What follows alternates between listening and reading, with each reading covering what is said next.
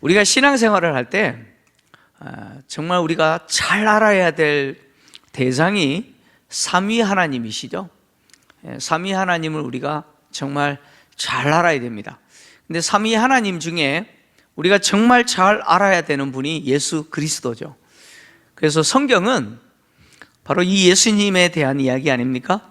구약 성경은 오실 예수님에 대해서 소망하는 책이 구약 성경이고, 그리고 신약 성경은 오신 예수님을 고백하고 그리고 다시 오실 예수님을 소망하게 하는 성경이 신약 성경입니다.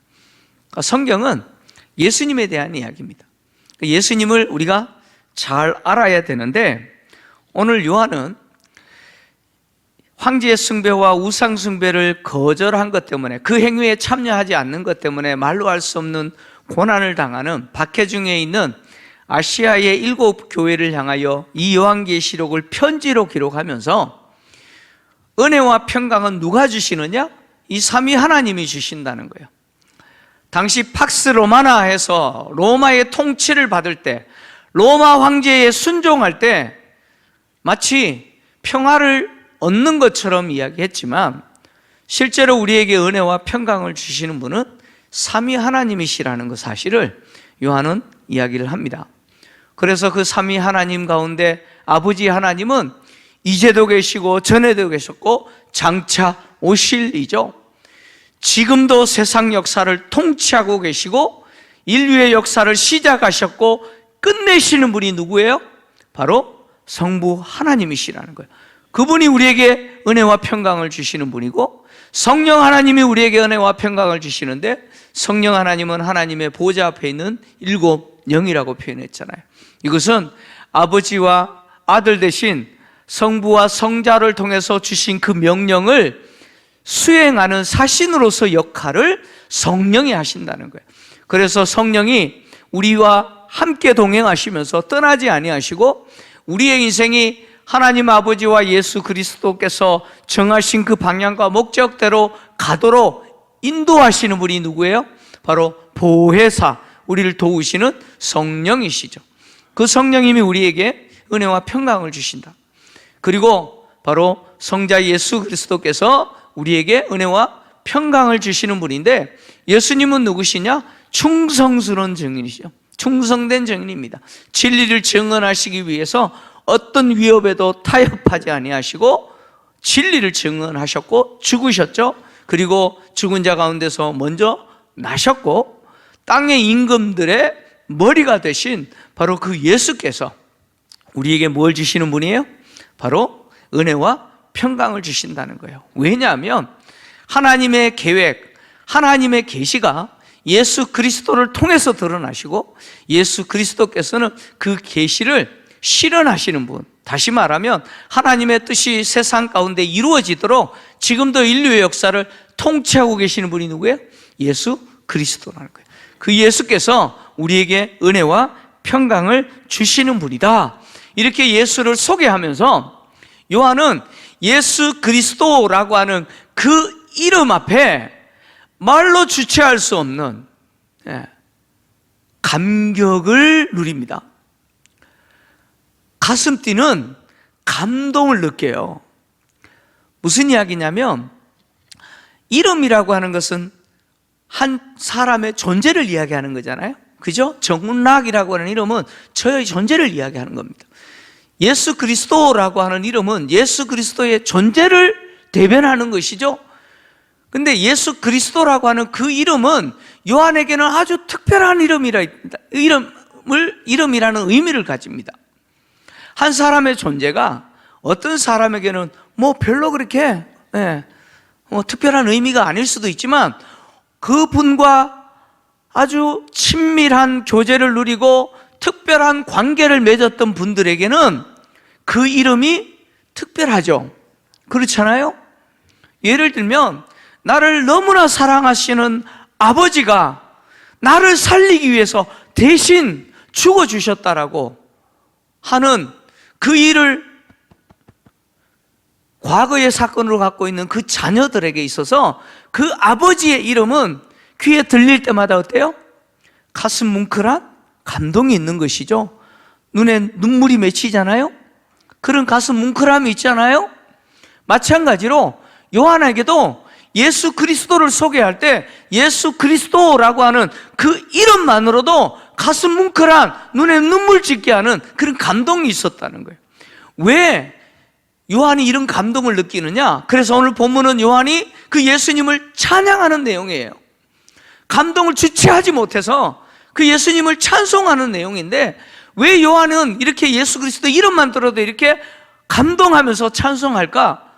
그 이유는 요한이라고 하는 이 사도는요, 예수님의 12제자 가운데 가장 나이가 어린 제자였습니다. 가장 나이가 어린 제자였을 뿐만 아니라 예수님에게 가장 사랑받은 제자가 요한이었습니다.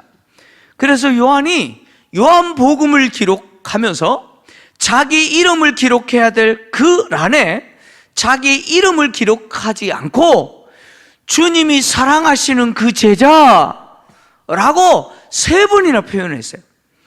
요한복음 19장 26절을 보면 이렇게 표현합니다. 한번 같이 읽겠습니다. 시작. 예수께서 자기의 어머니와 사랑하시는 제자가 곁에 서 있는 것을 보시고 자기의 어머니께 말씀하시되 여자여 보소서 아들이니이다 하시고, 여기 사랑하시는 제자가 누굽니까? 요한 자기예요. 자기 이야기예요. 근데 요한은 자기 이름을 기록하지 않고 예수께서 사랑하시는 그 제자라고 이야기합니다. 요한복음 21장 7절 그리고 20절 한번 또 같이 읽겠습니다. 7절 읽습니다. 시작.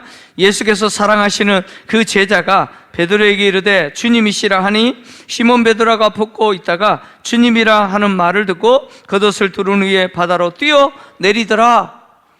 아멘. 20절 같이 읽겠습니다. 시작. 베드로가 돌이켜 예수께서 사랑하시는 그 제자가 따르는 것을 보니 그는 만찬석에서 예수의 품에 의지하여 주님을 파는 자가 누구 오니까 묻던 자더라. 아멘.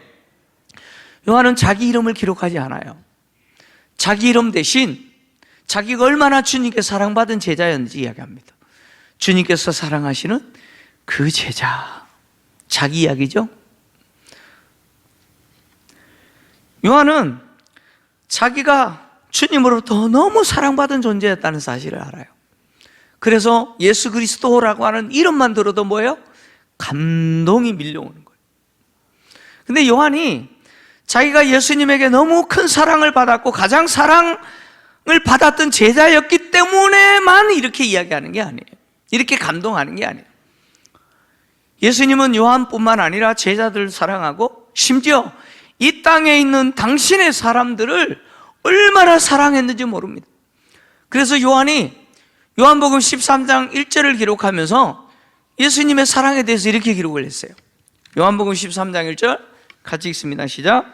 6월절 전에 예수께서 자기가 세상을 떠나 아버지께로 돌아가실 때가 이른 줄 아시고 세상에 있는 자기 사람들을 사랑하시되 끝까지 사랑하시니라. 아멘. 예수님이 얼마나 제자들을 사랑했는지, 요한 자기만 그렇게 사랑했다는 게 아니에요. 예수님의 사랑은 제자들뿐만 아니라 그 제자들을 통해서 예수를 믿게 될 세상에 있는 모든 자기 사람들을 사랑하셨다는 거예요. 어떻게 해요? 끝까지 사랑하셨다는 거예요. 예수님이 어떻게 끝까지 사랑하셨느냐? 십자가에 죽어주시는 거예요. 십자가에서 자기 사람들을 살리기 위해서 대신 죽으시고 피를 흘려주시는 것이죠. 요한은 예수님이 세상에 있는 자기 사람들을 살리시고 끝까지 사랑하시기 위해서 십자가에 못 박혀 죽어주시는 그 현장에서 주님의 사랑을 생생하게 목격했던 사람이 요한입니다. 그래서 요한은 예수님이 얼마나 나를 사랑하고 우리를 사랑했는지 알죠. 그래서 예수 그리스도라고 하는 이름만 들어도 어때요? 가슴 뭉클함이 있는 거예요. 자기를 너무너무 사랑해서 자기 대신 희생하신 아버지나 어머니 그 이름만 불러도 뭐예요?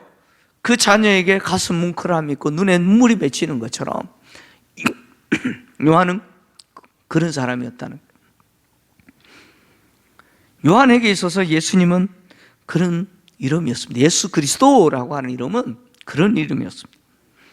그래서 요한은 이 가슴 벅참을 주체하지 못해서 뭐라고 오늘 본문에서 이야기하느냐? 그 예수는 우리를 사랑하사. 어떻게 사랑하셨어요? 우리를 사랑하사. 어떻게 사랑했어요? 끝까지 사랑하셨다는 거예요. 우리를 사랑하사. 이 사랑이라고 하는 단어가 명사인데 이 단어는요 현재형 명사입니다.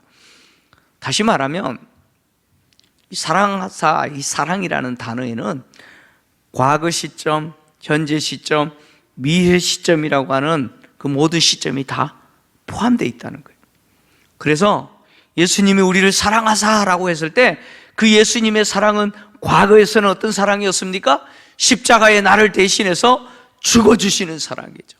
나를 속량하시기 위해서 피를 쏟아주신 사랑이죠. 그 과거 사랑과 현재도 지금 나를 계속해서 사랑하고 계시는 그 주님의 사랑, 나를 끝까지 포기하지 않으시고 지금도 나를 사랑하고 계시는 그 사랑, 그리고 미래라고 하는 시점에서 비록 세상에서는 고난을 당하지만 반드시 악한 자들을 심판하시고 교회와 우리를 승리하게 하셔서 하나님의 그 영광, 구원을 얻게 하시는 그 사랑, 그 사랑으로 우리를 사랑하고 계시다는 거예요. 이렇게 우리를 사랑하셔서 주님이 우리에게 베풀어 주신 놀라운 은혜가 뭐냐? 첫째는 피를 흘리셔서 당신의 피로 우리를 우리의 죄에서 해방시켰다는 거예요.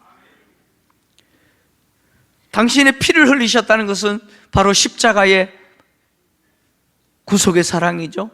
그 속죄의 피를 흘리신 거예요. 그 피로 우리를 우리 죄에서 해방시키셨어요. 해방하시고 라고 하는 이 표현은요, 당시 어떤 의미냐면 옥문이 열리다, 옥에서 나오다 이런 의미도 되지만 로마 사회 속에서는 주인이 종인, 노예를 자유인으로 풀어주는 걸 이야기합니다. 해방되다라고 하는 이 단어의 의미는 노예가 주인이 자유인으로 풀어줘서 자유인이 되는 것을 이야기합니다. 근데 로마에서 주인이 노예를 자유인으로 풀어주지만 노예가 자유인이 됐다고 해서 그 주인과 완전히 관계가 끊어지는 게 아니에요. 로마 사회에서 주인이 노예를 자유인으로 풀어주면 이제 다 관계가 끝나는 게 아니고 청산되는 것이 아니고 또 다른 관계가 이루어집니다. 바로 후견인과 피후견이라는 관계로 다시 바뀝니다. 그 관계가만 바뀌는 거예요. 여러분, 배너라고 하는 영화를 보셨죠? 저도 한 수십 번 본 것 같아요. 네. 배너라는 영화를 보면 유다 배너가 억울하게 누명을 덮어쓰고 노예가 되잖아요. 그죠? 그래서 배 밑에서 뭐 해요? 벌거벗고 네. 놓아줬잖아요. 그죠?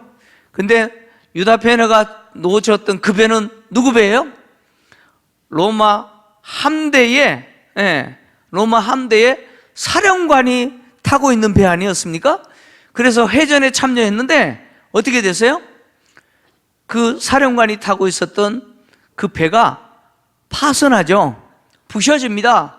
그래서 이 사령관이 이 해전에서 로마가 대패했는 줄 알고 죽으려고 했어요. 그때 유다 베너가 그 사령관을 살려주죠. 구조합니다. 살려요. 근데 사실 로마가 대패한 게 아니라 그 해전에서 대승했어요.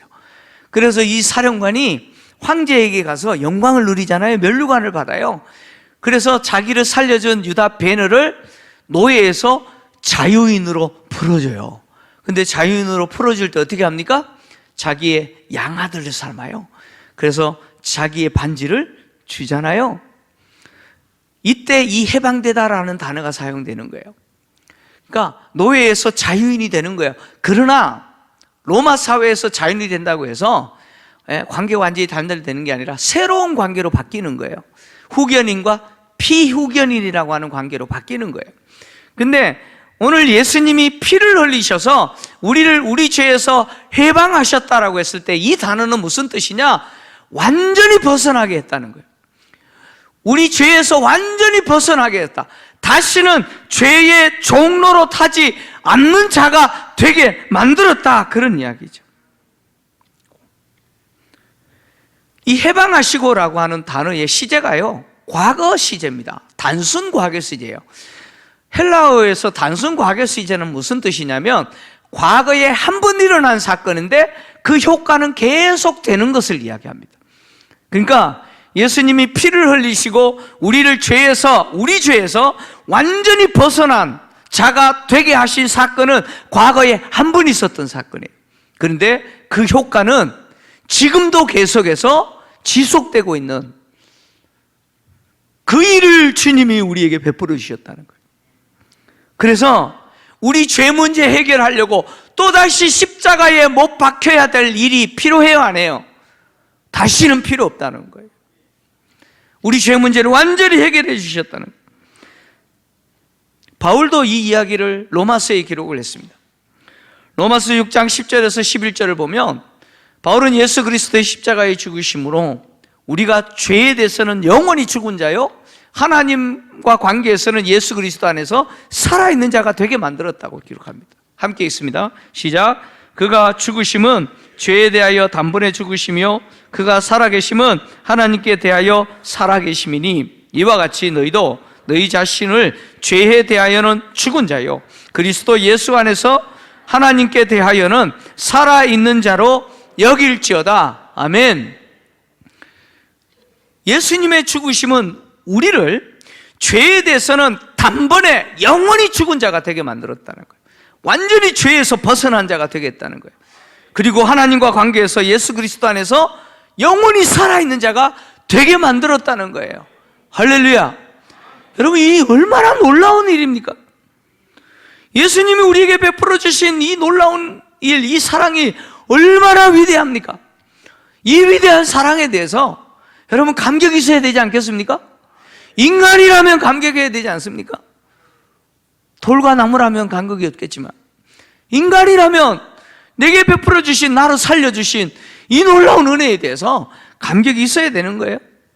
그래서 바울은 여길지어다 라고 했어요. 여길지어다. 여길지어다라는 말은 무슨 말이냐, 믿어라, 그런 이야기예요. 왜 이렇게 믿으라 그랬을까요? 그 이유는요, 분명히 주님의 죽으심은 나로 하여금 죄에서 완전히 벗어난 자, 그래서 죄에 대해서는 영원히 죽은 자가 되게 했고 하나님과 관계 속에서 예수 그리스도 안에서 영원히 살아있는 자가 되게 했는데, 실제로 내 모습을 가만히 들여다보면 여전히 죄와 뒹굴고 있죠. 죄의 늪에서 그냥 헤매고 있는 나의 모습을 봐요. 분명히 죄에서 완전히 벗어난 자가 되게 했다 그랬는데 나를 쳐다보고 있으면 답답해요. 죄에서 벗어나기는 그냥 죄와 뒹굴고 살아가고 있는 내 모습을 보는 거예요. 여러분 그렇지 않나요? 여러분은 그렇지 않나요? 아니에요? 감사하네요. 네. 저는 저를 돌아보니까 막 그런 것 같아요. 안 믿어지는 거예요. 안 믿어지는 거예요. 그런데 예수님이 십자가에 죽으신 사건은요, 실제로 나로 하여금 죄에서 완전히 벗어나게 하신 사건이에요. 죄에서 완전히 해방한 사건이에요. 그거 믿으라는 거예요. 그리고 하나님과 관계에서 나는요, 영원히 살아있는 자가 된 거예요. 죽은 자가 아니에요. 영원히 산 자가 되게 만들었다는 거예요. 그거 믿으라는 거예요. 믿으라는 거예요. 뿐만 아니라 예수 그리스도는 우리를 사랑하셔서 우리를 죄에서 완전히 해방된 존재가 되게 할 뿐만 아니라 우리를 아버지 하나님을 위해서, 하나님 아버지를 위해서 나라와 제사장으로 삼아주셨습니다. 나라를 삼으셨다라고 하는 이 표현은 두 가지 의미가 함께 포함된 의미입니다. 두 가지 의미가 함께 포함된 표현인데, 첫째 의미는 뭐냐면 하나님의 나라 안에 거하는 자가 되게 했다라는 의미죠. 나라를 삼으셨다라고 하는 말은 내가 하나님 나라 안에 거하는 자가 되게 했다라는 의미예요. 그 다음에 두 번째 의미는 뭐냐면 그 나라 안에서 예수 그리스도와 더불어 다스리는 자가 되었다, 왕노릇하는 자가 되게 만들었다라는 의미예요. 바울은 흑암의 권세에서 하나님이 우리를 사랑하는 당신의 아들의 나라로 옮기셨는데, 어떻게 옮기셨느냐? 당신의 아들의 속량을 통해서 그렇게 했다는 것이죠. 골로새서 1장 13절 14절 같이 읽겠습니다. 시작. 그가 우리를 흑암의 권세에서 건져내사 그의 사랑의 아들의 나라로 옮기셨으니 그 아들 안에서 우리가 속량 곧 죄사함을 얻었노니. 아멘. 예수 그리스도 안에서 죄사함, 속량 곧 죄사함을 얻었다. 죄사함을 얻게 하여서 우리로 하여금 흑암의 권세에서 아들의 나라로 옮긴 자가 되게 만들었다. 그 아들의 나라를 소유한 자가 되게 했다라고 이야기합니다. 아브라함의 후손은 이스라엘 백성들을 종살이하던 애굽에서 건져내시고 이스라엘 백성들, 하나님의 통치를 받는 이스라엘 민족, 나라를 만드셨던 하나님이 이제 당신의 아들을 통해서 당신의 아들을 믿는 자들로 하여금 속량, 죄사함을 얻게 하여서 그 아들을 통해서 이루는 하나님의 나라를 얻게 하셨죠. 하나님의 나라는 예수 그리스도의 나라죠. 그리고 이 나라는 하나님의 통치가 임하는 나라죠. 이 나라 백성은 하나님의 통치에 순종하는, 하나님의 통치를 받는 백성이고 하나님의 통치에 순종하는 백성들이죠. 다시 말하면 하나님의 말씀에 순종하는 삶을 실천하는 자들이 하나님 나라의 백성들이라는 것이죠. 과거에는 세상 통치자들을 왕으로 섬겼고 그들의 통치에 복종하면서 살았던 우리를 더 이상 그 흑암의 권세에 지배당하고 그 통치에 순종하는 자가 아니라 이제는 아들의 나라로 옮기셔서 아들의 나라 안에서 아버지의 통치, 하나님의 통치를 누리는 자가 되게 만들어 주셨다는 거예요. 누가요? 바로 예수 그리스도께서 그 피로 속량 죄사함을 얻게 하셔서 우리에게 그 은혜를 주셨다는 거예요. 그래서 이 땅을 살아가면서 누구 통치에 순종하며 살아갑니까? 하나님의 통치에 순종하면서 살아가는 자로 우리를 완전히 바꿔놓으셨다는 거예요. 이것이 나라를 삼으시고라는 이 말의 첫 번째 의미죠.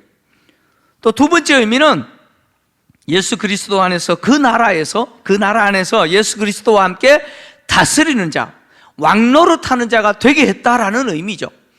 이 내용을 이제 요한은 5장과 20장에 기록합니다.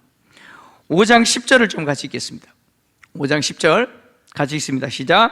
그들로 우리 하나님 앞에서 나라와 제사장들을 삼으셨으니 그들이 땅에서 왕노릇하리로다. 아멘. 나라를 삼으셨다라고 하는 말은 주님과 함께 다스리는 자가 되었다는 거예요. 왕노릇하는 자가 되었다, 그런 이야기죠. 계시록 20장 6절 같이 읽겠습니다. 시작. 이 첫째 부활에 참여하는 자들은 복이 있고 거룩하도다. 둘째 사망이 그들을 다스리는 권세가 없고 도리어 그들이 하나님과 그리스도의 제사장이 되어 1000년 동안 그리스도와 더불어 왕노릇하리로다. 아멘. 주님이 우리를 나라 삼으신 것은 그 나라를 소유한 자로 사는 것뿐만 아니라 하나님의 통치에 순종하는 자로 사는 것뿐만 아니라 예수 그리스도와 함께 그 보좌에 함께 앉아서 다스리는 자, 왕노릇하는 자가 되게 하셨다는 거예요. 주님은 당신을 따르는 제자들에게 땅에서 이 약속을 말씀을 하셨어요. 마태복음 19장 27절에서 28절 같이 읽겠습니다. 시작. 이에 베드로가 대답하여 이르되 보소서, 우리가 모든 것을 버리고 주를 따라 사온데 그런즉 우리가 무엇을 얻으리이까? 예수께서 이르시되 내가 진실로 너희에게 이르노니 세상이 새롭게 되어 인자가 자기 영광의 보좌에 앉을 때에 나를 따르는 너희도 12 보좌에 앉아 이스라엘 12지파를 심판하리라. 아멘. 누가복음 22장 29절 30절 또 같이 읽겠습니다. 시작. 내 아버지께서 나라를 내게 맡기신 것 같이 나도 너희에게 맡겨 너희로 내 나라에 있어 내 상에서 먹고 마시며 또는 보좌에 앉아 이스라엘 12지파를 다스리게 하려 하노라. 아멘.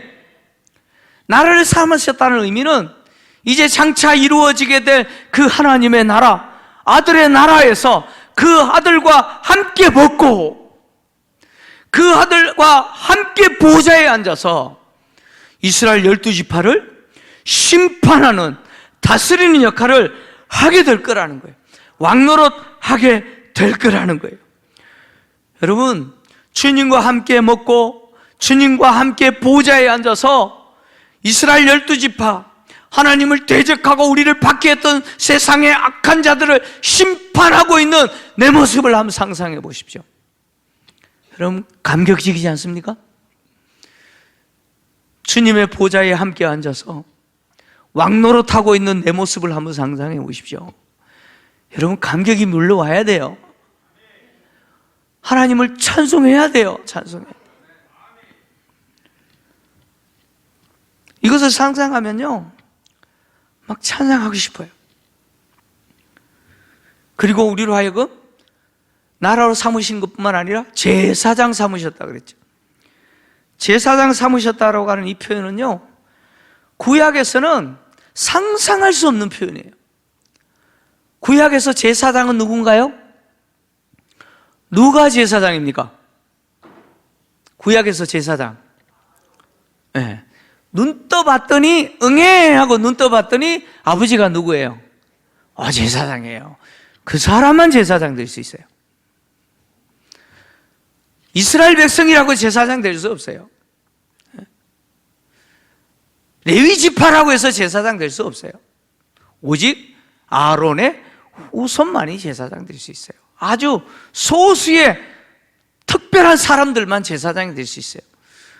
그 제사장들이 누리는 영광이 뭐예요? 하나님의 은혜의 보좌 앞으로 나아가는 거예요. 오직 제사장만이 나아갈 수 있는 거예요. 그런데 그 제사장을 누가 되게 했다고요? 내가 그 제사장 되게 했다는 거예요. 할렐루야. 구약에서 제사장은 너무 존귀한 직분이기 때문에 제사장이 입는 옷도 달랐어요.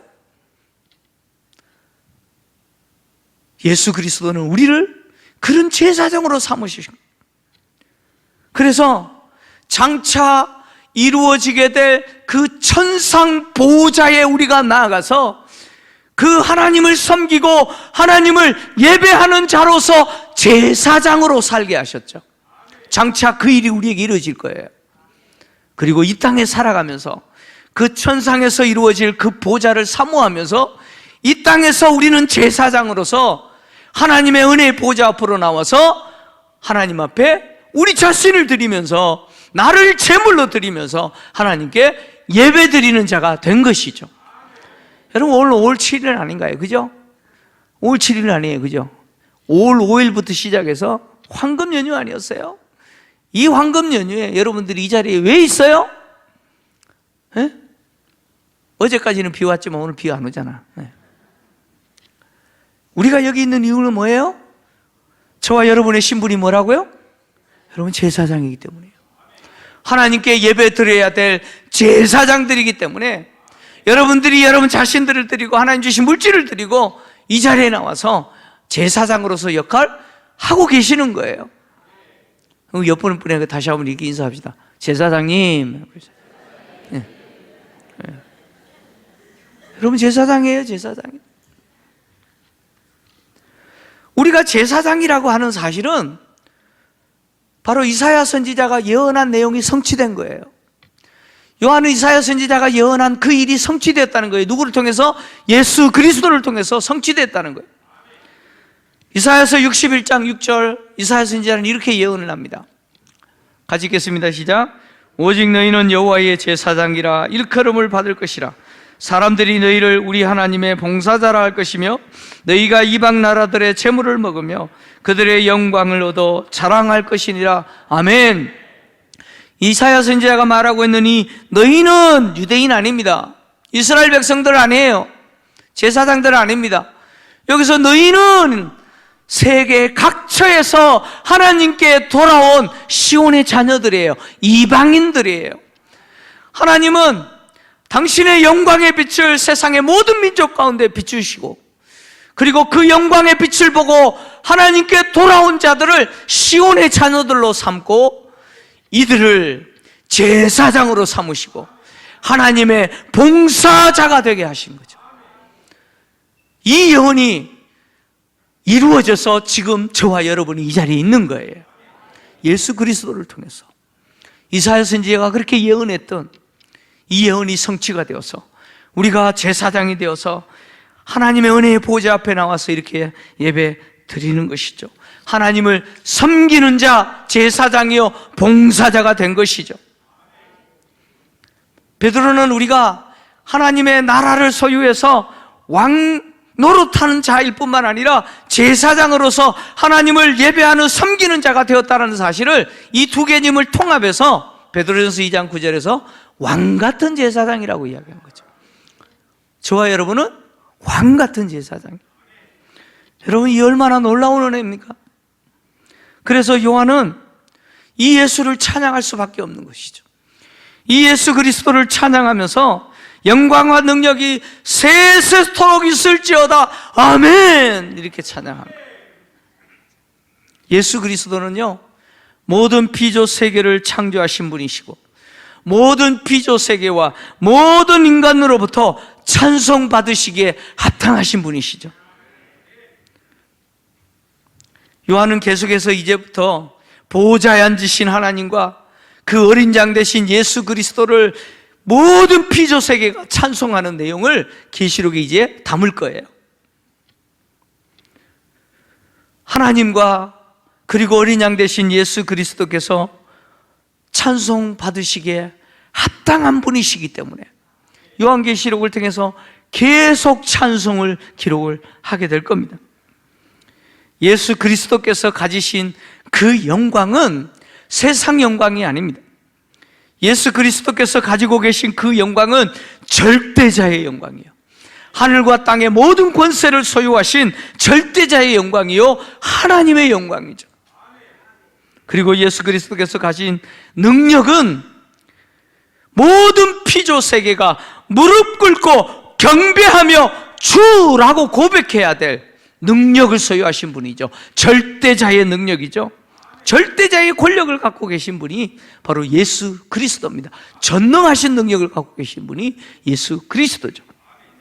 그래서 교회가 시대에 따라서 다른 환경들을 만나고, 그래서 교회가 어떤 환경에 처하든 어떤 상황에 직면하든 예수 그리스도는 그 교회로부터 찬송받으실 분이에요.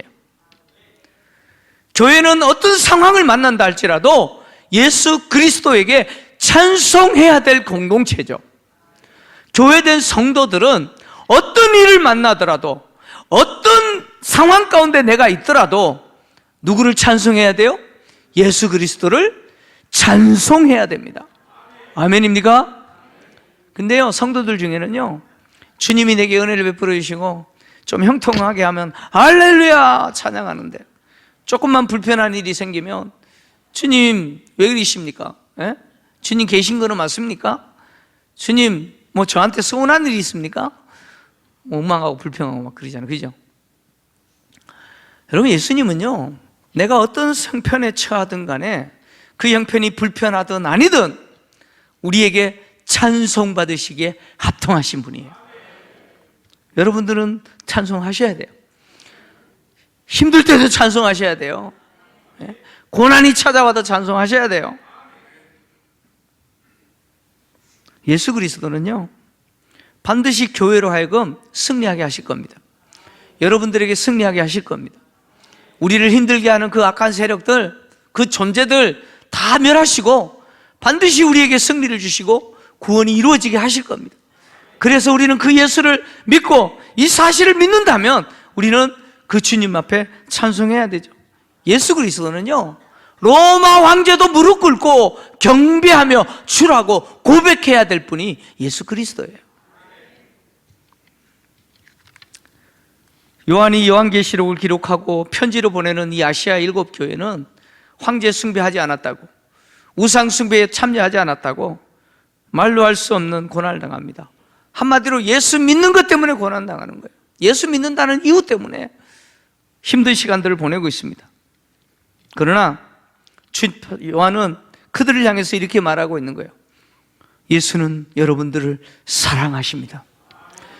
예수는 여러분들을 사랑하고 계십니다. 그리고 예수는 자신의 피로 여러분들의 죄에서 완전히 벗어나게 하셨습니다. 예수님은 여러분들을 하나님의 나라를 가지게 하셨습니다. 예수님은 여러분들을 하나님을 예배하는 자로서 제사장 되게 만들었습니다. 그 예수를 찬송하십시오. 그 예수님을 경배하시고 예배하십시오. 요한은 이렇게 권면하고 있는 것이죠. 우리가 예수께서 베풀어 주신 이 놀라운 은혜를 알고 믿고 이것을 받아들인다면 우리는 예수 믿는 것 때문에 당하는 어떤 일들을 우리를 기다린다고 할지라도, 지금 그 일로 인해서 힘든 시간들을 보낸다고 할지라도 우리는 하나님을 찬송하고 우리에게 이 놀라운 은혜를 베풀어 주신 주님을 노래해야 됩니다. 우리가 세상에서 예수 믿는 것 때문에 당하는 환난은요, 뭘 증명하냐면 내가 예수님에게 사랑받는 자이구나, 이걸 증명해요. 내가 예수 믿는 것 때문에 세상에서 어려움을 당한다는 것은 내가 예수님께 사랑받는 자임을 증명해요.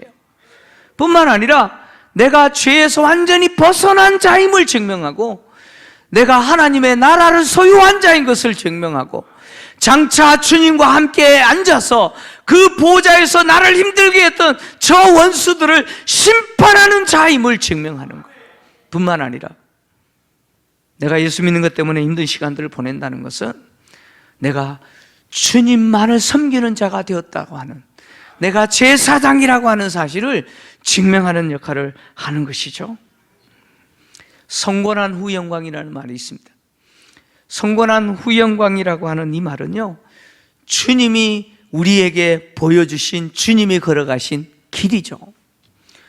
주님은 고난당하셨고 이 영광을 얻으셨습니다. 그리고 제자들에게 이 성권한 후 영광의 길을 따라오라고 제자들에게 요청하시죠. 그래서 이 땅에서 예수를 믿는 성도들은 반드시 고난 후에 무엇이 있다는 사실을 알아야 돼요? 영광이 있다는 사실을 알아야 돼요. 고난 없는 영광이 없어요. 우리가 주님이 주시는 그 찬란한 영광을 얻기 위해서 주님이 먼저 당하신 이 고난의 길, 우리도 뒤따라가야 된다는 거예요.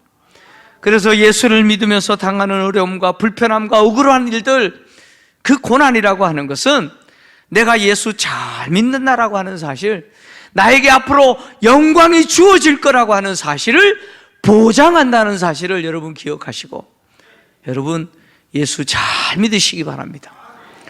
예수 단디 믿으시기 바랍니다.